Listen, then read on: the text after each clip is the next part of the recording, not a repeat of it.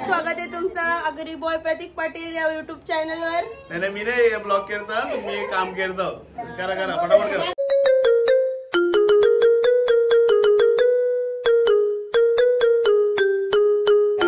Hi guys, agree boy प्रतीक पाटील स्वागत आहे तुमचं अग्री बॉय प्रतीक पाटील या युट्यूब चॅनल वर। नाही मी नाही ब्लॉग करता, मी काम करतो।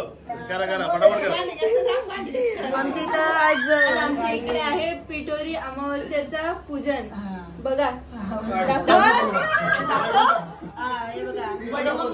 बडी मम्मी आहे, सगळे आलेले आहेत। ते बघा परम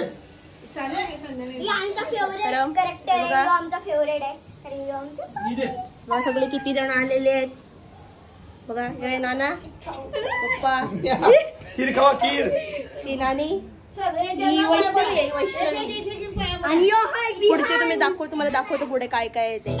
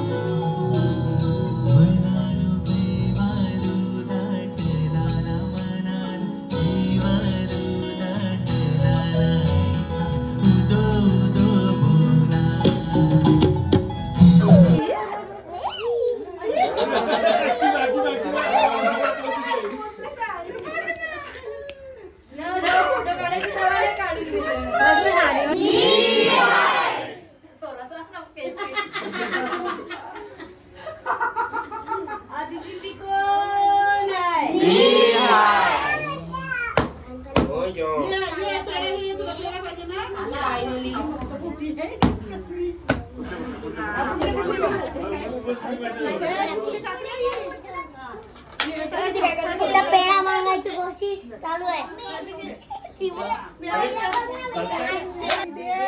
दे प्यारा दे त्याला आजी बोजी जाजी तुझी बो ऊपर मत देखना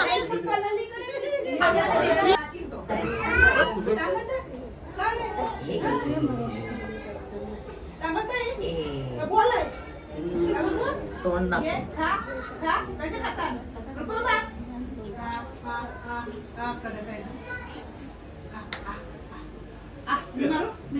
ना बिनताना लावशान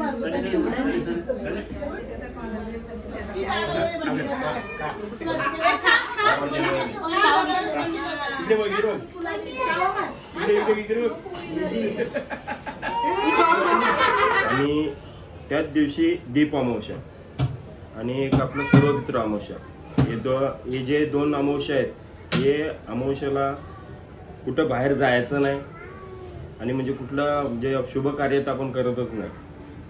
आणि त्याच्यानंतर आता जो आपला गतहरी अमावस्या म्हणजे आपण जो वर्षभर खाल्लेलं ज्या मांसाहारी ते सोडायचं, म्हणजे त्याग करायचं त्याचा। आणि श्रावण मास पालायचं का पालायचं आणि मांसाहारी का सोडायचं, कारण की ते प्रजननाचा काळ असतो। म्हणजे पक्ष्यांना हे होतं, परत माश्यांना पिल्ली होतात हे, आणि त्याचं काय माहितीये का, आणि श्रावणात भाज्या भेटतात त्या एरवी आपल्याला भाज्या भेटत नाही, म्हणून श्रावण हा मोस्टली सर्वांनीच करायचा असतो। कारण की ते आपल्या म्हणजे पचन शक्तीसाठी, कारण की आपण जे मांस मटण मच्छी खातो आपण ते पचाला जम हाड असतं आणि भाज्या कसा पचाला व्यवस्थित असतं।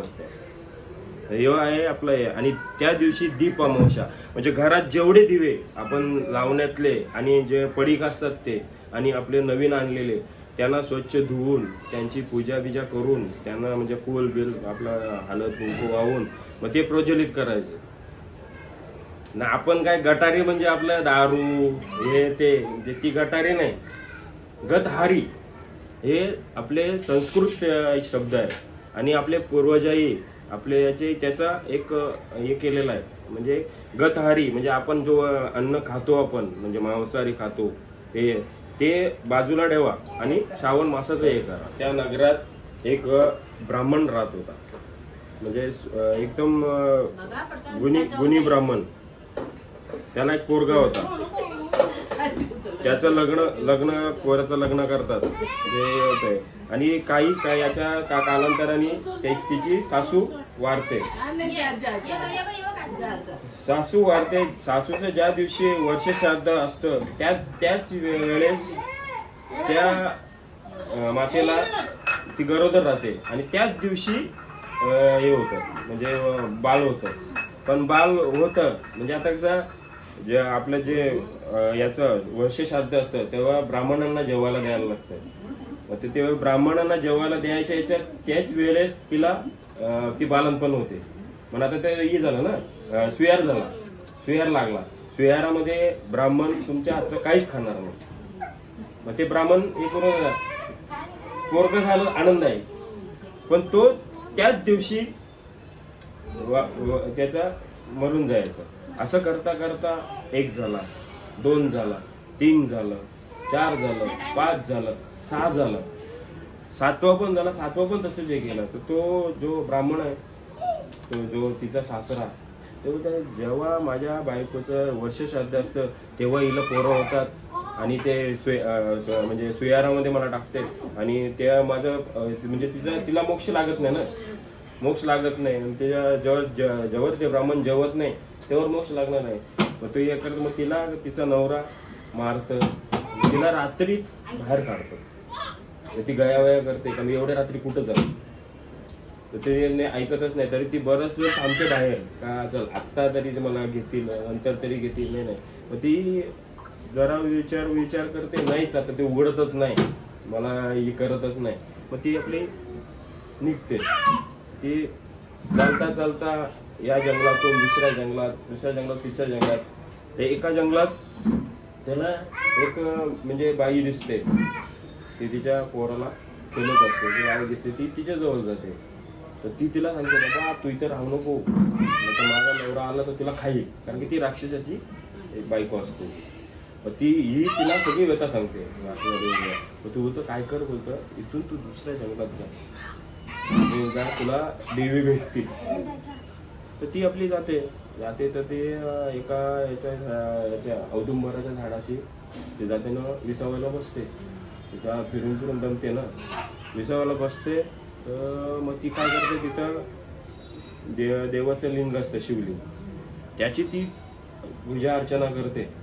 असं करता ते पुरं हे होतं आणि पिठोरीचा दिवस येतो. पिठोरीचा दिवस येतो त्या दिवशी रात्री सगळे आपल्या ज्या 64,000 योगिनी आहेत त्या तिथे येतात. कारण की त्या याच्यावर उंबरावर त्यांचा वास असतो. ते तिथं हे करतात.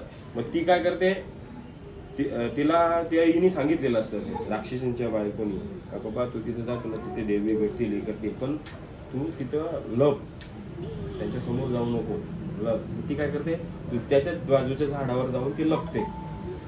तिथं देव्या येऊन पूर्ण सगळं आपलं ते करतात. म्हणजे जसं आपलं आता वहिनीने कसं मांडलंय तसं ते हे करतात, पूजा करतात, सगळं हे करतात. जसं ते हे करायला घेते आता ती कोण आहे तर ती बोलते मी आहे. तर ती सगळ्या देवी बघतात कोण हा आवाज कोणचा आहे. असं करता करता ते 7वेला बोलते.